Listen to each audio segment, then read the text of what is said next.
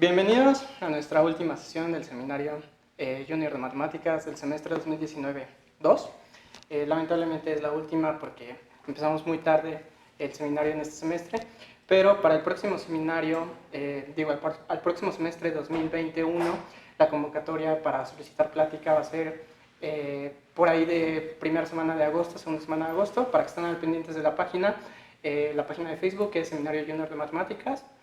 Y entonces, pues vamos a empezar con la plática del día de hoy.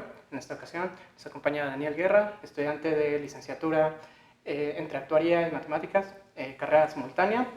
Ya está en sus últimos semestres y entonces nos va a hablar un poquito sobre probabilidad de análisis con una distribución muy singular. Gracias, Daniel. Gracias, Caleb.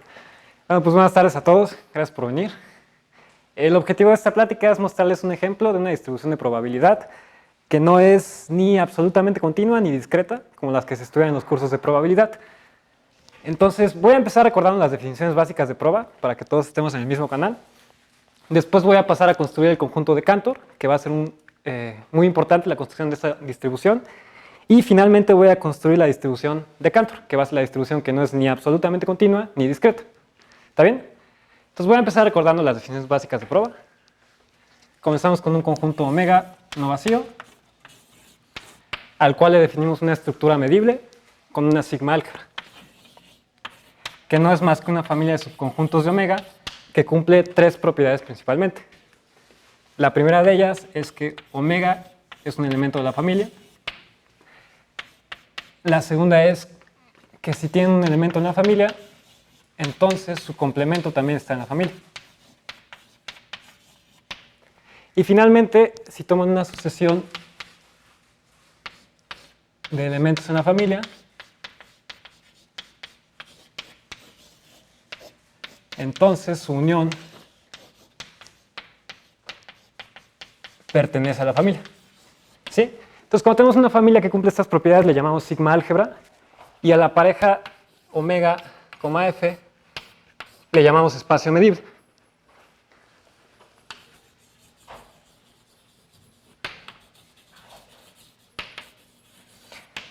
Y entonces, cuando tenemos un espacio medible, nos interesa medir cosas, ¿no? Entonces vamos a definir una medida en este par, ¿sí? Y una medida es una función que toma elementos de la sigma álgebra y arroja un número real o más infinito, ¿sí? Y que cumple dos propiedades principalmente. Primero, que la medida del vacío es 0. Y segundo, que la medida de una unión disjunta numerable es la suma de las medidas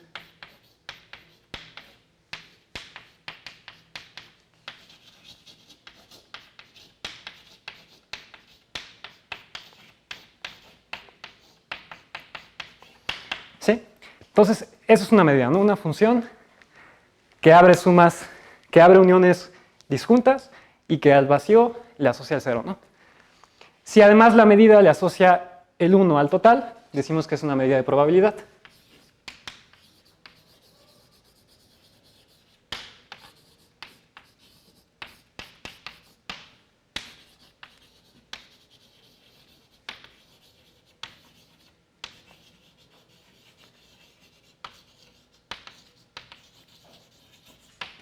Y a la terna omega con su sigma álgebra y la medida le llamamos espacio de medida.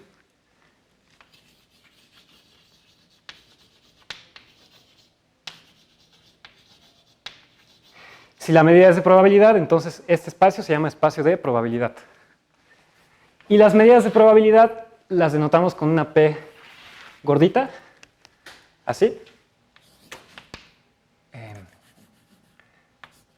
Denotamos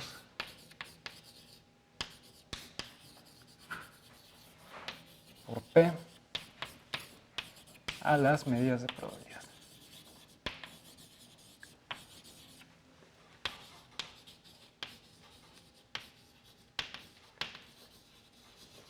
Entonces vamos a considerar un espacio de probabilidad arbitrario y un espacio de medida muy particular que va a ser R con la sigma álgebra de Borel. Recordemos que si tenemos un espacio topológico X tau, podemos generar una sigma álgebra con la topología y eso le llamamos la sigma álgebra de Borel. que se define como la sigma-álgebra generada por la topología. La sigma-álgebra generada por una familia de conjuntos que no necesariamente es una sigma-álgebra se define como la intersección de todas las sigmas-álgebras que contienen a la familia. Y eso tiene sentido porque la intersección de sigmas-álgebras es una sigma-álgebra. Entonces, la sigma-álgebra de Borel se define como la sigma-álgebra generada por la topología. Si el espacio tiene una base numerable, es decir, que es un numerable, puedo garantizar que lo que genero con la topología es lo mismo que lo que genero con la base numerable. Si no, no necesariamente. Entonces,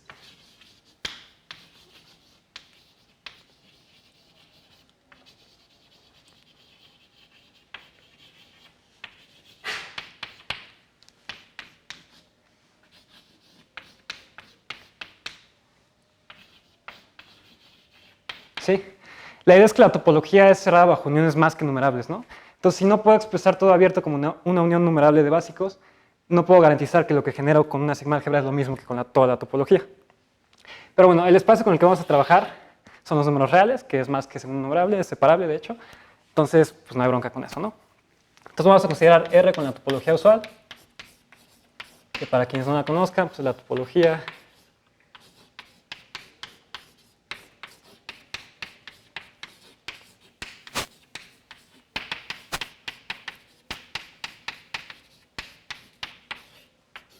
¿sí? La topología euclidiana, la topología usual. Y entonces la sigma-álgebra de Borel, pues es la sigma-álgebra generada por la topología, que una base para esta topología son los intervalos abiertos, de la forma A, B. ¿Sí? Y es numerable. Y se puede ver que con operaciones numerables de intersecciones y uniones podemos generar los semirrayos izquierdos. Y de la misma forma podemos generar los intervalos con operaciones numerables entre rayos. Entonces lo que generamos en términos de sigma-álgebra con estos rayos es lo mismo que con los intervalos abiertos. Y me parece que esta es la definición que se da de sigma-álgebra de Borel en los cursos de probabilidad. Entonces nos vamos a quedar con esta porque esta nos permite definir o nos permite entender la noción de función de distribución. ¿Sí? Entonces consideramos un espacio de probabilidad arbitrario y R con los borelianos y con la medida de Lebesgue. Para quienes no la conocen, la medida de Lebesgue es la medida que a cada intervalo le asocia su longitud, que es la resta del extremo superior menos el inferior. Es una medida completa en la sigma-álgebra de Borel y es muy útil. Entonces, consideramos omega con una sigma-álgebra y una medida de probabilidad, espacio de prueba.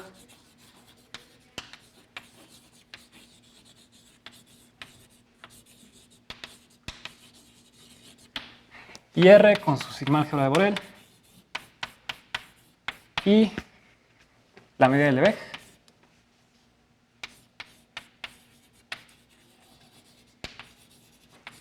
Y entonces lo que estudiamos en probabilidad son las variables aleatorias, que son funciones que van de omega en R y que son medibles. ¿Qué quiere decir que sean medibles? Entonces, una función de omega en R es variable aleatoria si cualquier elemento de la sigma-álgebra de acá, si yo lo regreso bajo X, pertenece a la sigma-álgebra de origen.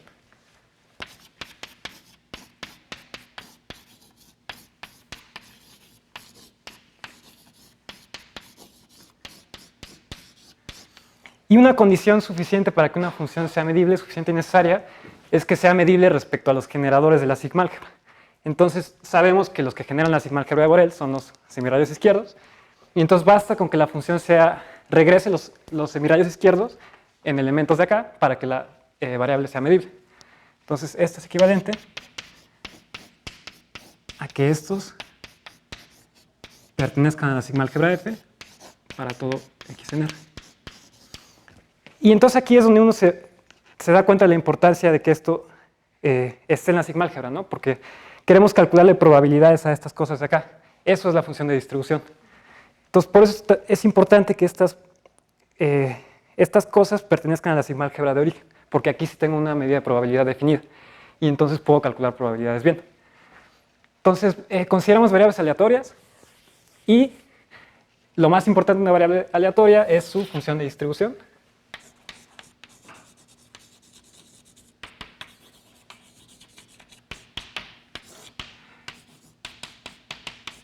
Que es una función real que a cada punto le asocia la probabilidad de que la variable tome un valor menor o igual que x. Y esto no es otra cosa que la probabilidad de la imagen inversa de estos de acá. ¿Sí? Y entonces con esta definición resulta ser que la función de distribución cumple propiedades muy importantes. La primera es que es no decreciente o monótona creciente.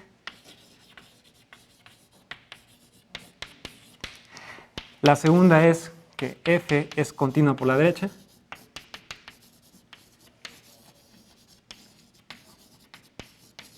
Y finalmente, en infinito se va a 1 y en menos infinito se va a 0. ¿Sí? Y entonces resulta que si cualquier otra función real que cumple estas tres propiedades, va a existir una variable aleatoria y un espacio de probabilidad tal que esa función sea su función de distribución. Entonces aquí es como un sí solo sí. Una propiedad importante que se deduce de esta parte de acá es que las funciones de distribución son funciones de variación acotada, porque toda función monótona es de variación acotada. ¿Sí? Recordemos que la variación de una función dada una partición del intervalo en donde está definida, pues se define como una suma, ¿no?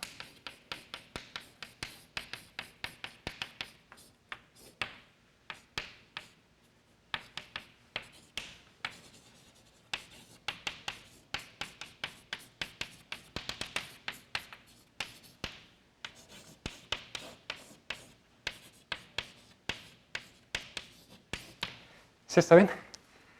Entonces, toda función monótona tiene variación acotada. La variación de la función se define como el supremo de las variaciones.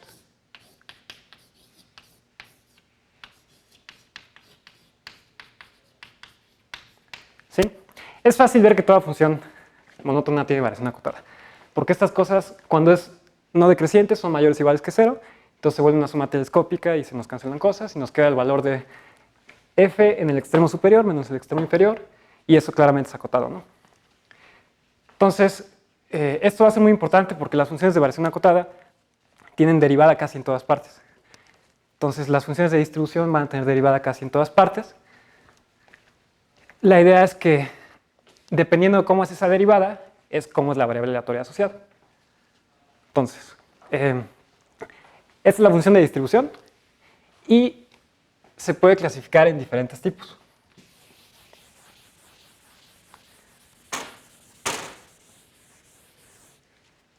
Entonces, puede pasar que la función de distribución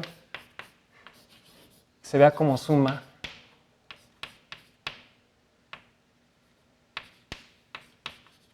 de ciertas probabilidades asociadas a un vector o numerable o finito,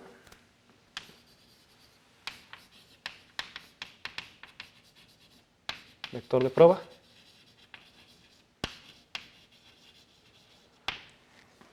y en el caso en que la función de distribución se vea de esta forma, la variable aleatoria asociada es discreta, que ya conocen mucho seguramente, la distribución Poisson, por ejemplo, la binomial.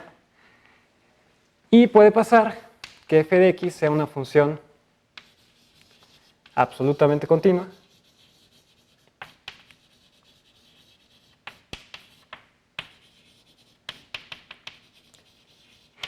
y eso se traduce en que se puede poner como una integral de una función, de hecho de su derivada. ¿Sí? Y finalmente puede pasar que f de x sea continua,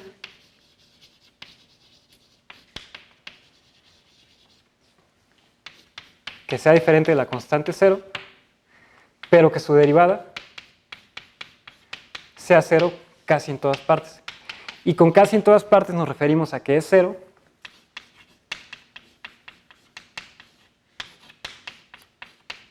salvo en un conjunto que mide 0 según Lebesgue. ¿Sí?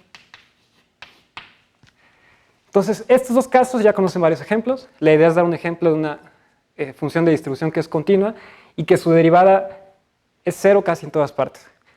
Entonces, hasta aquí llegamos con el repaso de prueba.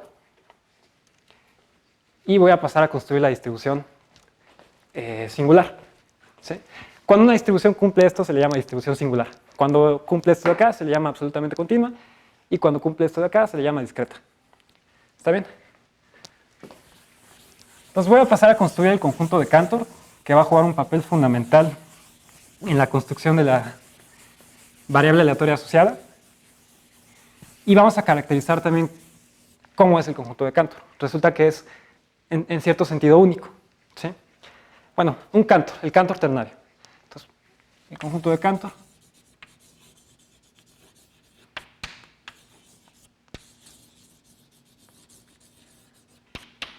entonces comenzamos con el segmento de recta de acá, que identificamos con el intervalo 0, 1, y le llamamos C0. Primera observación es que es compacto, y su longitud es 1, ¿sí? La resta de los extremos. Y después lo que vamos a hacer es partir este segmento en 3 y quitar la mitad de medio. Entonces nos queda así.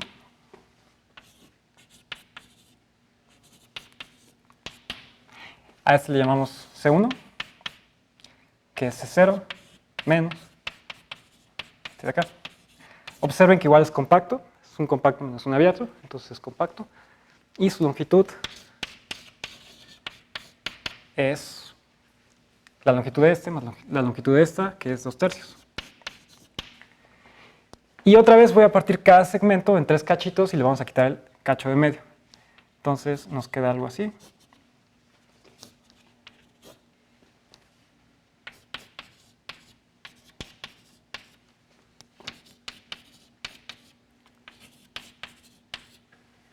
Y entonces a ese le llamo C2. Y C2 es C1 menos estos intervalitos de acá.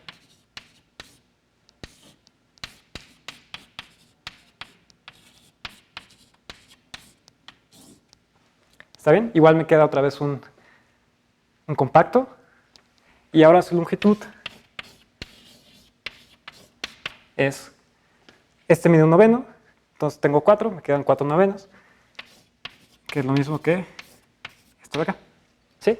Y entonces así nos seguimos. Cada segmento lo partimos en 3 y le quitamos la mitad del medio hasta infinito. Entonces el késimo paso de la construcción del Cantor va a ser el anterior menos una unión de cierta cantidad de abiertos. Cada abierto mide 1/3 a la k. ¿Sí? Y entonces cada CK resulta tener 2 a la k componentes conexas. Y además la longitud de CK se puede ver que es 2/3 a la k. ¿Sí?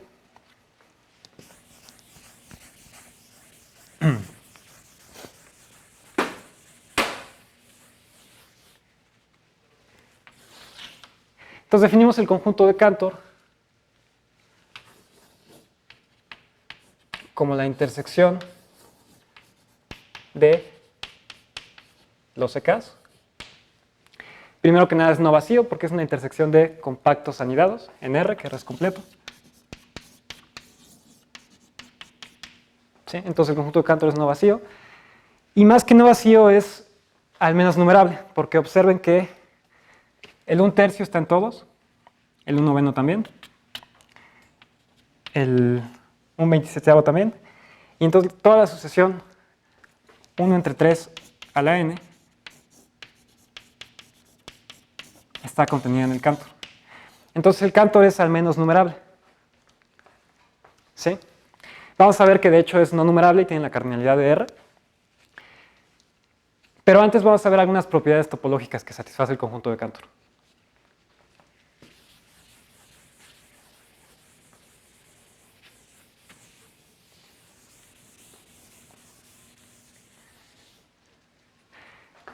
Y una observación también muy importante es que C está contenido en CK para todo acá. Y por lo tanto, la medida del Cantor es menor o igual que la medida de CK para todo acá. Al ser una medida completa, entonces tengo que la medida del Cantor es este límite.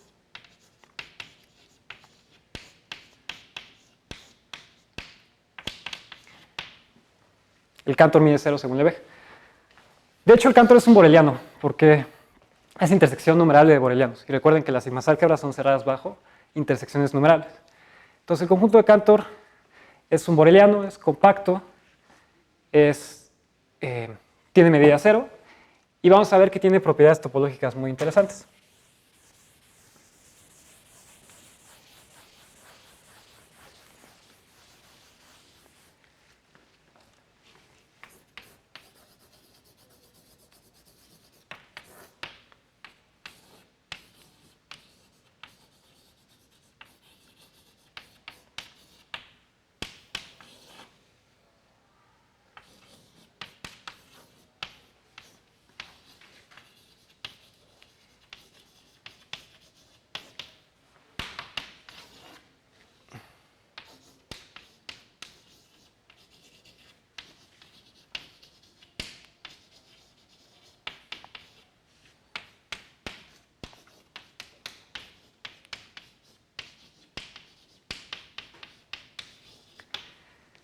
Entonces, primero el Cantor es un conjunto compacto, que ya dijimos que es intersección de cerrados, entonces es cerrado, cerrado dentro de un compacto es compacto, entonces el Cantor es compacto.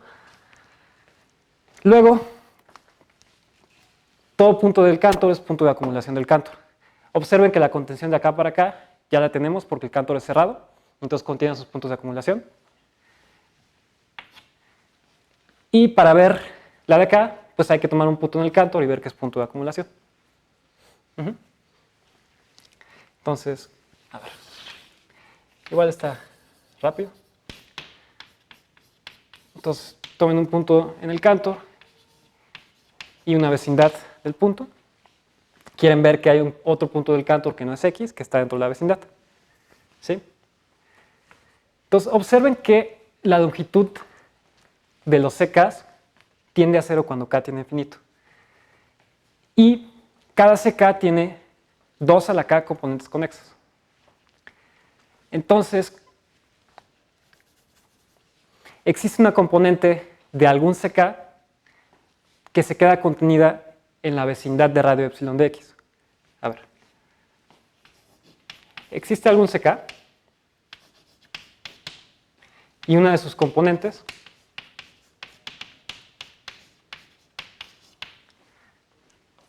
tal que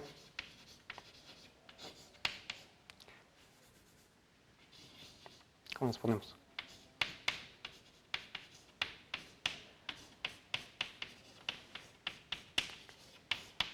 ¿Sí? Donde esto quiere decir una componente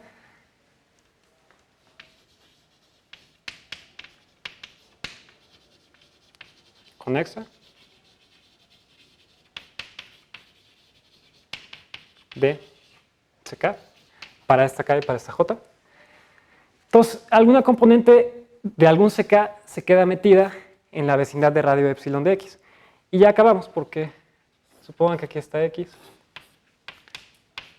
más epsilon y X menos epsilon. Entonces puede pasar que esta sea la componente. Y entonces en esta componente, al menos los extremos pertenecen al conjunto de Cantor. Entonces si X es un extremo, considero el otro extremo que está dentro de la componente y dentro del Cantor, entonces ya acabé. Y si X es un extremo, perdón, si X no es ningún extremo, considero cualquiera de los dos extremos, que son elementos del Cantor y no son X. Entonces,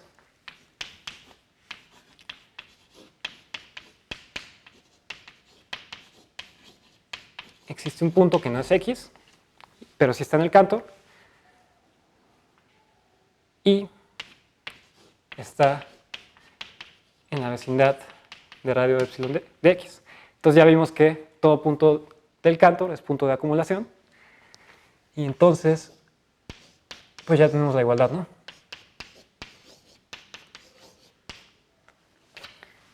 Y para ver que cumple esta condición acá, que quiere decir que es totalmente desconexo, solamente basta notar que no contiene intervalos.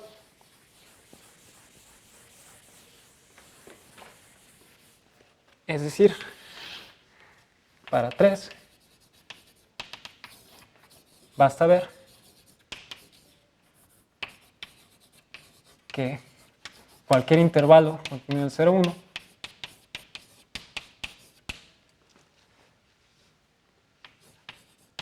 intersecta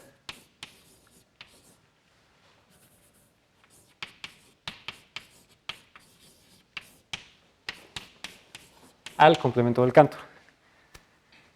Y esto es sencillo de ver, nada más hay que notar que estos intervalitos de acá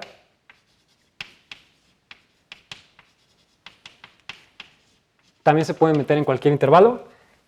Y entonces, cuando yo pase al siguiente paso de la construcción del Cantor, voy a quitar la parte de medio. Y como este está metido acá, entonces va a haber todo un cachito de este intervalo que está en el complemento del Cantor. Y entonces el intervalo no puede estar totalmente contenido en el Cantor. ¿Sí?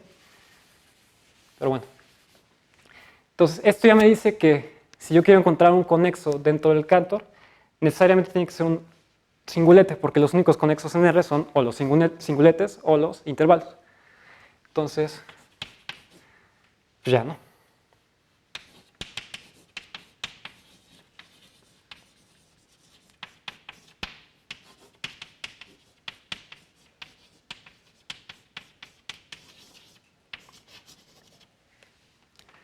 Entonces, bueno, resulta ser que el Cantor es compacto, perfecto y totalmente disconexo.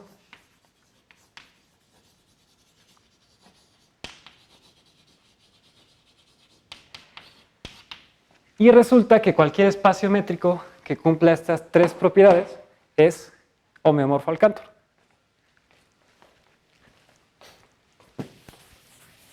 Eso no lo voy a probar porque requiere mucho más tiempo, pero si quieren les paso el dato.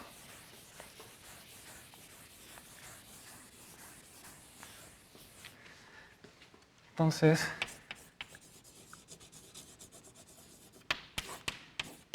si tiene un espacio métrico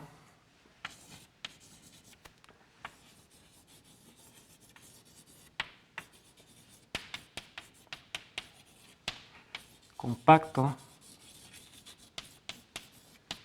perfecto y totalmente desconexo,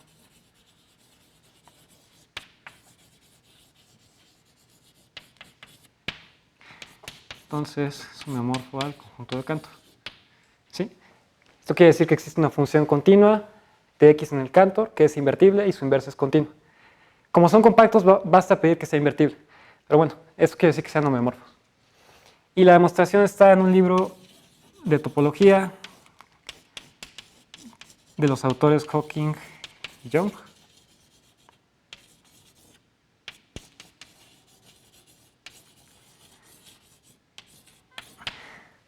Pero sí requiere bastante más desarrollo para poder probar el teorema.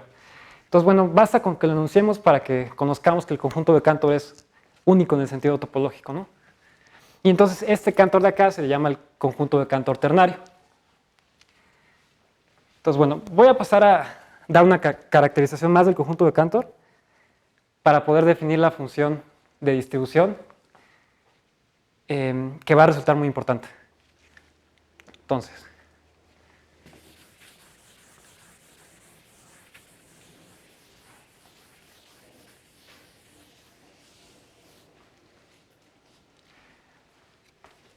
recordemos que si un número está en el intervalo 0, 1, lo podemos representar en base n de la siguiente forma.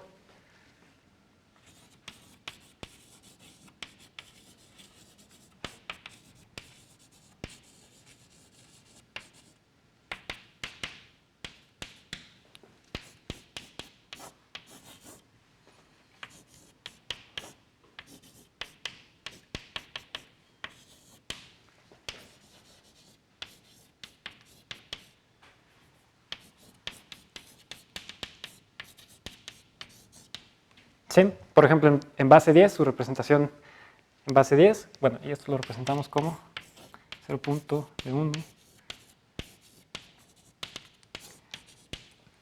Entonces, por ejemplo, en base 10, los coeficientes solamente pueden llegar hasta 9, ¿no?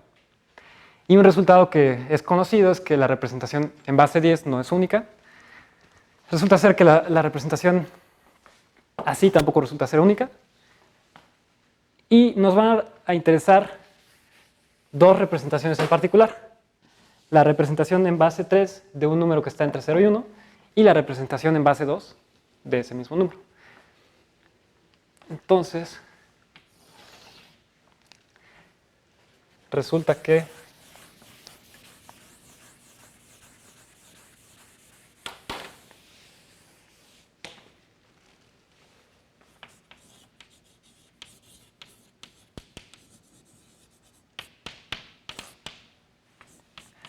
los elementos del Cantor son aquellos que su representación en base 3 solamente consta de coeficientes que son o 0 o 2. ¿Sí? Entonces su representación ternaria consta solamente de ceros y 2. Y de eso nada más voy a dar la idea de la demostración. La pueden hacer por inducción. Son muchas cuentas. Pero entonces resulta lo siguiente. Si este es el 0, 1,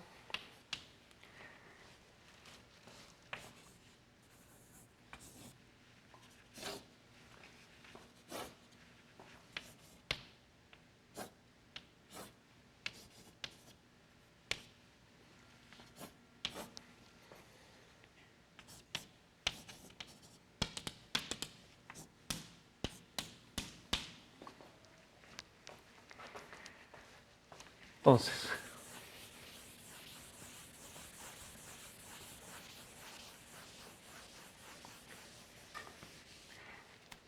si por ejemplo consideran al 0, entonces su representación en base 3 es la que tiene puros ceros. Si consideran al 1/3, hay dos representaciones, pero nos vamos a quedar con la que nos conviene, que es la siguiente.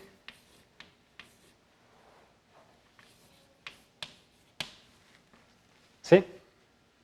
Esto se puede ver haciendo la suma geométrica. Si por ejemplo consideran el 2/3, esto es 0.2 en base 3. ¿Está bien? Y el 1 es, así como la cola infinita de 9 es en base 10, aquí es la cola infinita de 2. Entonces me voy a concentrar en los que están en el intervalo abierto de acá a acá y de acá a acá. Entonces, ¿qué pasa si, por ejemplo, x está en 0.1/3? Bueno, esto es sí, solo si 0 menor que x, menor que 1/3. Y que sea menor que 1/3 me está diciendo que el primer coeficiente, el b1, no puede ser 1. Porque si el primer coeficiente fuera 1, como lo demás es mayor o igual que 0, entonces x tendría que ser mayor o igual que 1/3. ¿Sí? Entonces, si x está entre 0 y 1/3, yo garantizo que el primer coeficiente es 0. Si x está entre 2/3 y 1, pues ahora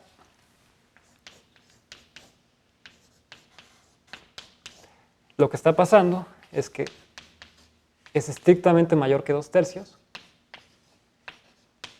y menor que 1. Entonces, que sea mayor que 2/3 me dice que a fuerza el primer coeficiente tiene que ser 2 para que lo demás me sume algo positivo y entonces sea más grande que 2/3. Por lo tanto, el primer coeficiente tiene que ser 2. Y es la misma idea. Entonces, si se fijan ahora en que x esté entre 0 y 1/9, eso les va a dar que el segundo coeficiente tenga que ser 0. Y si se fijan en 2/9, 3/9, tiene que ser 2. Y así nos vamos.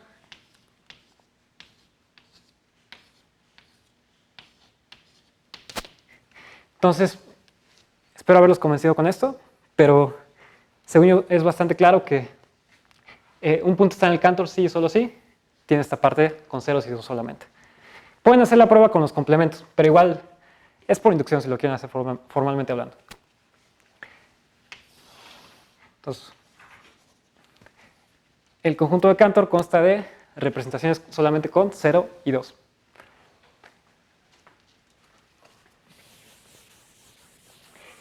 Y esta caracterización del conjunto de Cantor es la que nos va a ayudar a definir la función de distribución de Cantor. ¿Sí? Entonces lo voy a enunciar de la siguiente forma.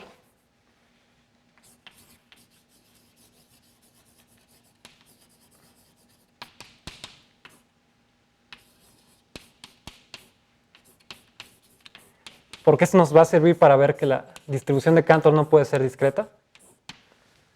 ¿Sí? Entonces el conjunto de Cantor tiene la cardinalidad de R o la del 0, 1. Observemos que como está contenido dentro del 0, 1, entonces ya tenemos que pasa esto de acá. ¿Sí? Que la cardinalidad del Cantor es menor o igual que la del 0, 1. Y entonces para ver que esta es menor o igual que esta, basta exhibir una función sobre del Cantor al 0, 1. ¿Sí? Entonces esa función sobre es la que nos va a ayudar a definir la función de distribución. Chin, creo que ahí no se ve. No se ve.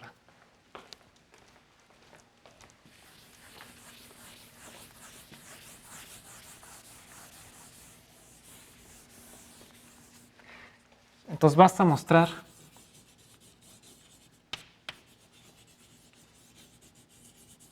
una función que sea sobre.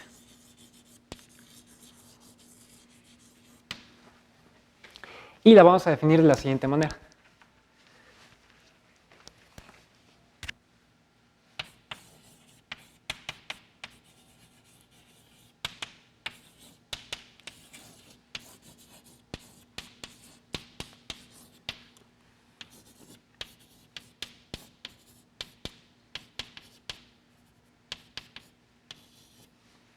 A un punto en el Cantor lo vamos a mandar a su representación en base 2 de la siguiente forma.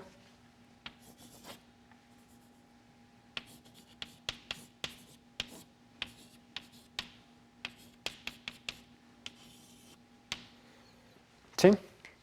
Como este es un número que es 0 o 2, este de acá es un número que es 0 o 1, y entonces esta representación en base 2 tiene sentido. Entonces esta función de hecho resulta ser continua en el conjunto de Cantor, pero lo importante es que es sobreyectiva del Cantor al 0, 1. Entonces, ¿cómo vemos eso? Pues si consideramos un punto en el 0, 1,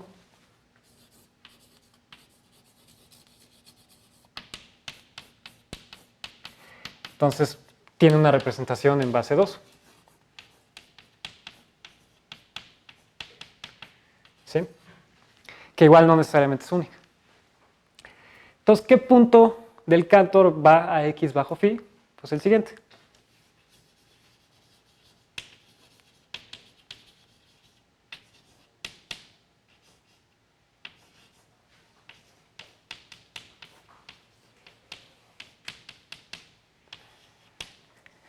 Este sí es un punto del Cantor porque dado que este es un número que es o 0 o 1, este es un número que es o 0 o 2, entonces esto pertenece al conjunto de Cantor. ¿Sí? ¿Y quién es phi de y?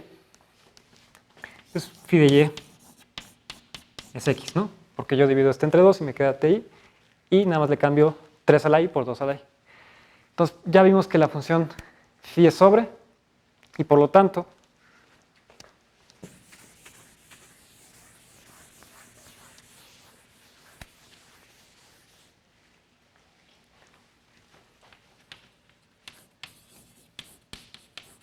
tenemos la otra desigualdad y por lo tanto tenemos la igualdad. ¿Sí? Entonces, ¿cómo se ve la función phi? A ver, por ejemplo, ¿quién es phi de un tercio? Pues un tercio en su representación ternaria tiene el primer coeficiente igual a 1 y todos los demás, perdón, el primer coeficiente igual a 0 y los demás igual a 2, según esta notación de acá. Entonces, si le aplicamos phi, quiere decir dividir cada uno entre 2. Entonces, aquí me queda 0, 1 y los demás puros unos. Perdón, esto no me había dado cuenta. Entonces, me queda, pues divido todos entre 2 y me queda un 1 periódico. ¿Y esto en base 2 quién es? Es el 1 medio. ¿Quién es phi de 2 tercios, por ejemplo? Este es 0.2 en base 3. Perdón. Phi de 0.2 en base 3. Entonces divido los coeficientes entre 2 y me queda 0.1 en base 3. Y esto es otra vez 1 medio. Entonces resulta que la función phi manda los extremos de tercios excluidos en la construcción del Cantor al mismo punto. Es decir, la función phi es una función 2 a 1. Entonces, si ustedes se ponen a hacer cuentas, pueden ver que más o menos la gráfica de phi se ve de la siguiente forma.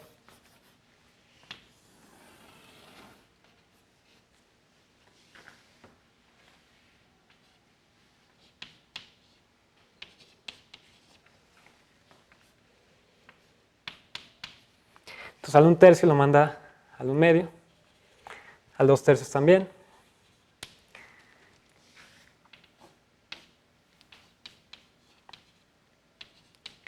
Ahora, ¿dónde van al 1 noveno?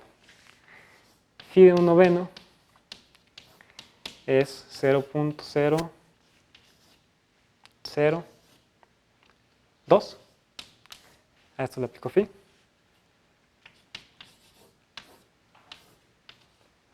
¿Sí? Este es el 1 noveno en base 3. Entonces, cuando yo le aplico phi, me queda 0.001 en base 2. Y esto es, ¿quién? Pues el 1 cuarto. 1 sobre 2 a la 2. ¿Sí? Entonces, cuando aplico phi al 1 tercio, perdón, al 1 noveno me lo manda al 1 cuarto y también al 2 novenos. Resulta ser que es algo así como simétrica. Al 7 novenos y al 8 novenos me los manda en 3 cuartos.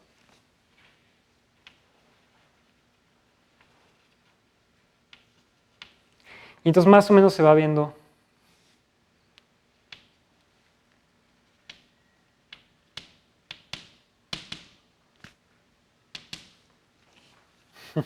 chin, yo creo que no se ve nada, ¿no? A ver.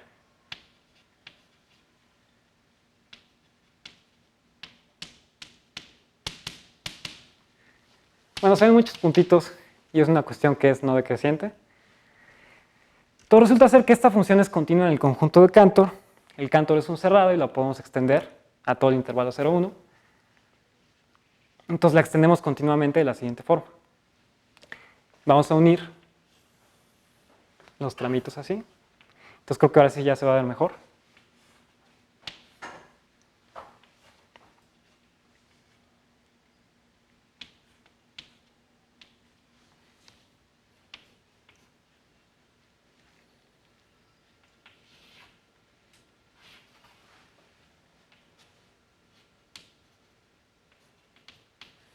Algo así se ve la función extendida de forma continua. Y esta función de acá es la famosa escalera del diablo, que vamos a llamar phi gorro.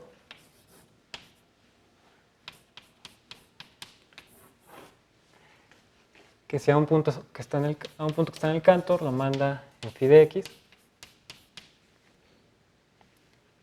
Si está en alguno de los tercios excluidos en la construcción del Cantor, que les llamamos acá jotas, entonces pues la constante que nos convenga, ¿no? De tal forma que unamos los extremos del Cantor. Y para que sea una función de distribución, vamos a pedir que si x es mayor o igual que 1, lo manden en el 1, y si x es menor o igual que 0, lo manden en 0. Entonces la voy a dibujar bien porque creo que me quedó bastante fea.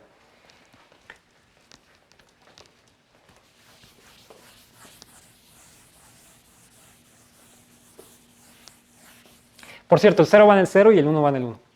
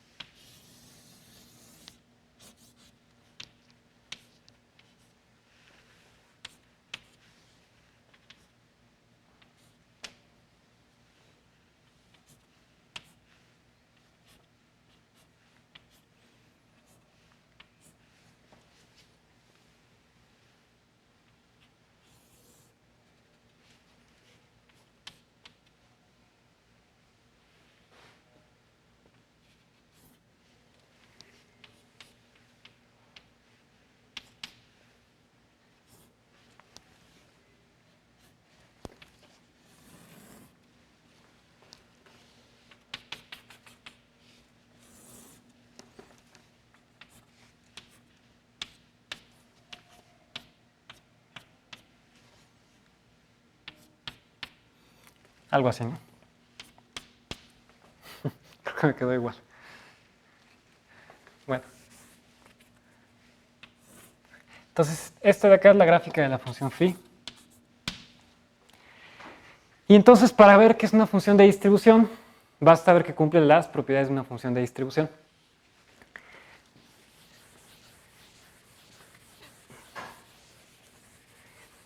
Tal vez no se vea que sea continua, tal vez parezca discontinua, pero tal vez si ahorita se las construye de otra forma, sea más claro que sí es continua.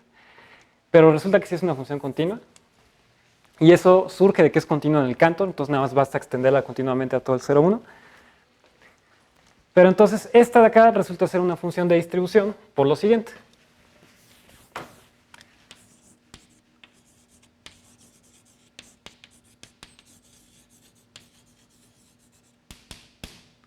Primero es no decreciente, claramente.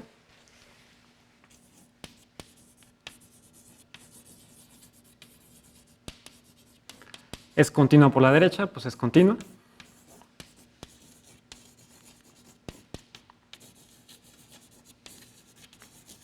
Y por construcción, en infinito se va a 1. Y en menos infinito se va a 0. Entonces, estas fueron las características que vimos que debe de satisfacer una función de distribución. ¿Sí? Entonces, efectivamente, esto de acá nos define una función de distribución y por lo tanto tenemos una variable aleatoria asociada. ¿Sí? Entonces, no sé, digamos que la variable aleatoria se llama xc. A ver, existe xc, variable aleatoria.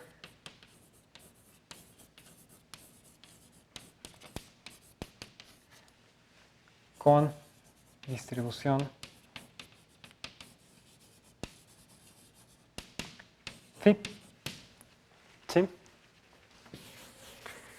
Y entonces, ¿qué propiedades tiene esta función? Pues ya dijimos que es de variación acotada. Una cuestión muy importante es que phi manda al Cantor en todo el 0, 1, ¿sí? Porque phi con gorrito restringida al Cantor es phi sin gorro en el Cantor, y vimos que phi del Cantor era todo el 0, 1, era una función sobre. Entonces, esto pasa, y nada más basta ver que la derivada de phi existe casi en todas partes y es 0. Y eso es sencillo, ¿no? Porque es como localmente constante. Solamente no es constante en los puntos del Cantor, que es un conjunto que vimos que tiene medida del Lebesgue 0. Entonces, a ver, la medida del Cantor es 0 y phi del Cantor mide 1. ¿Sí? Por otro lado, phi es algo así como localmente constante.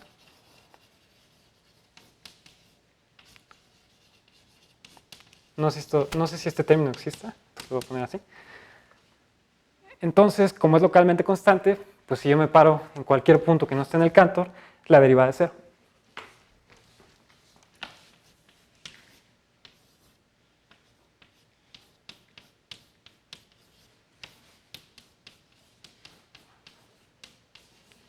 Y entonces, esta era la condición que vimos que debería de satisfacer una función de distribución singular.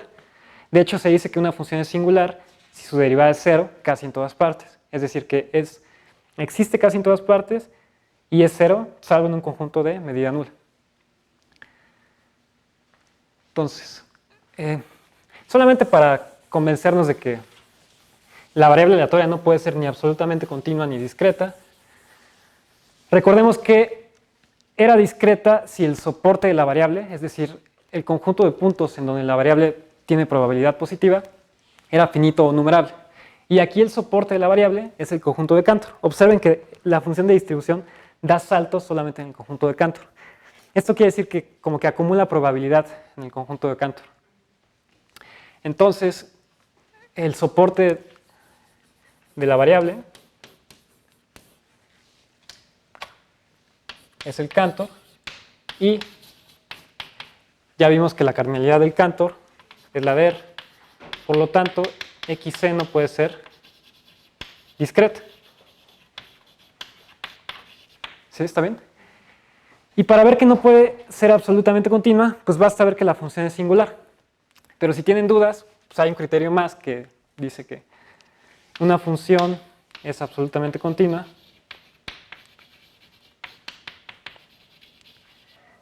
si y solo si es continua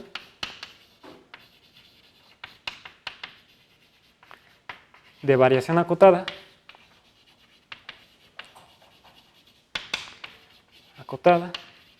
y satisface el criterio de Lucin, creo que se llama, que dice que si L está contenida en el dominio de F y mide 0, entonces la medida de la imagen es 0. Entonces, si una función satisface estas tres condiciones, es absolutamente continua y viceversa. La idea es que esta no satisface la del criterio de Lucin. ¿Por qué? Porque la medida del Cantor es 0 y la medida de su imagen es 1. Por lo tanto, no puede ser absolutamente continua y resulta ser una variable aleatoria singular. Entonces, phi xc es singular. Pues creo que sería todo. Solamente un detalle. Observen que esta cosa es como simétrica en el sentido en que el tamaño de los saltos es el mismo de aquí para acá que de aquí para acá. Solamente que aquí empieza desde abajo y aquí se va hacia arriba. Entonces, como que si existiera una función de densidad, que no existe porque no es absolutamente continua, me estaría diciendo que es simétrica respecto al un medio. Y entonces se puede ver que la media de esta variable aleatoria es de hecho un medio. ¿Sí? Y su varianza es un octavo. O sea que además de que si es una variable aleatoria, tiene primer momento y segundo momento finitos. Entonces resulta ser que no es tan patológica como uno pensaría. Y tiene propiedades analíticas muy interesantes. Pues sería todo de mi parte, no sé si tengan preguntas. Justo. Si no tiene ninguna pregunta para Daniel, entonces pues agradecemos a Daniel. Gracias. Y les esperamos